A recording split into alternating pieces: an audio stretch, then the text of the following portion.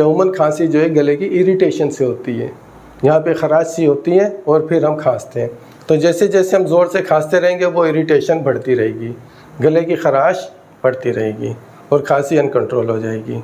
तो खांसी को कंट्रोल करने का बेहतरीन तरीका नॉन मेडिकल ये है कि आपने मुंह बंद करके खांसना है। खांसी का तरीका है कि मुंह पे हाथ रख के खांसें या ये इस पे खांसें, लेकिन आप ये भी बंद करें और मुंह भी बंद करें और खांसें इस तरीके से मुंह बंद करके धीरे से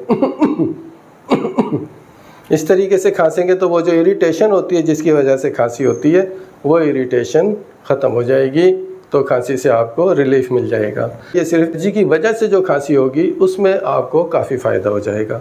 वायरल इन्फेक्शन के बाद जो है फिर ये इरिटेशन चल पड़ती है, तो इरिटेशन को cough syrup, antihistamine, steroid medicine से भी रोका जा सकता है। तो इसको आप अपने तौर पे भी रोक सकते हैं।